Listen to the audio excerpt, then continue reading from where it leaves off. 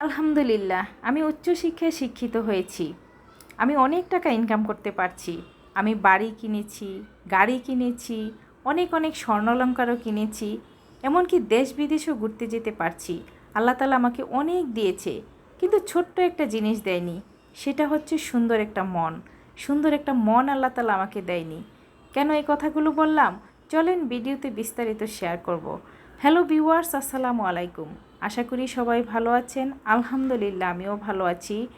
রিজিক এমন একটা জিনিস, আপনার রিজিক কোথায় লেখা আছে বা কোথায় গিয়ে আপনার কিসমত লেখা আছে সেটা আপনি নিজেও জানবেন না।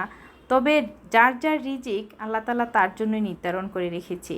এই যে আমার বাসায় অতিথি আসবে বা অতিথি আপ্যায়ন করব, সেটা কিন্তু আল্লাহ তাআলা তার রিজিক আমাকে দিয়ে দিয়েছে। আমি তার রিজিকের খাবারটাই তাকে আমি খাওয়াবো। এই জিনিসগুলো আসলে আমরা জানি, কিন্তু অনেকে জেনেও এই জিনিসগুলো করতে জানে না। কারণ কি জানেন? তাদের আল্লাহ তাআলা সুন্দর একটা মন দেয়নি।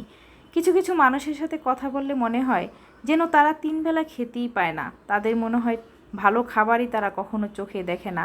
অনেক কষ্টে আছে, অভাবে আছে, কিন্তু তাদের খোঁজ নিয়ে দেখেন তাদের বাড়ি গাড়ি স্বর্ণ অলংকার কোনো কিছুর কমতি নেই। শুধু কমতি আছে কি জানেন? সুন্দর একটা মনের। মানুষকে খাওয়ানোর, মানুষের সাথে অতিথিয়তা করা, মানুষের সাথে যোগাযোগ করা, মানুষকে সম্মান করা, একজন গেস্ট বাসায় আসলে সুন্দর করে আপ্যায়ন করা, ভালো একটু খাবার খাওয়ানো, সম্মান করা, এই জিনিসটি না তাদের মধ্যে নেই। তারা অনেক হাদিস জানে, অনেক কালাম জানে, অনেক নামাজ পড়ে, অনেক নীতি কথা বলে, অনেক নীতিবাক্য শোনায় মানুষকে, কিন্তু তো দিন শেষে দেখা যায় মানুষকে এক কাপ চা খাওয়ানোর মতো মন মানসিকতা তাদের নেই। ওই মানুষগুলোর থেকে না আমি 10 হাত দূরে থাকি। আমি মানুষকে খাওয়াতে ভালোবাসি, করতে ভালোবাসি। আল্লাহ তাআলা প্রতিটা মানুষের রিজিক এবং কিসমত যার যার লেখা আছে। আমার ঘরে আপনি বেড়াতে আসবেন, আপনার রিজিক আমার ঘরে আছে, সেজন্য আমি আপনাকে খাওয়াবো। আল্লাহ তাআলা প্রতিটা মানুষের রিজিক সব জায়গায় নির্ধারণ করে রেখেছে। যাই হোক, সেই সকল মানুষদের কথা বাদ দেই। আমি যত পারি আমি মানুষকে আপ্যায়ন করা, সম্মান করা, আমার সাধ্যের মধ্যে আমি যতটুকু পারি চেষ্টা করি ভালোবাসা সম্মান দিয়ে সবাইকে আপ্যায়ন করার জন্য। আমাকে যে ভালোবাসা দেয় আমি তাকে দ্বিগুণ ভালোবাসা ফিরিয়ে দেওয়ার চেষ্টা করি।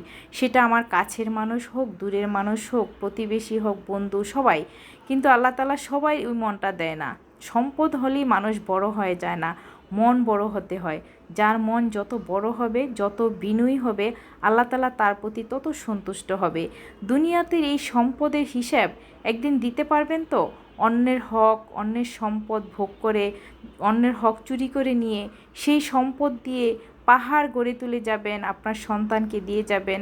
আপনার সন্তানরা বিলাসিতা করে জীবনযাপন করবে, কিন্তু আপনার জবাবদিহি সেটা কিভাবে আপনি করবেন?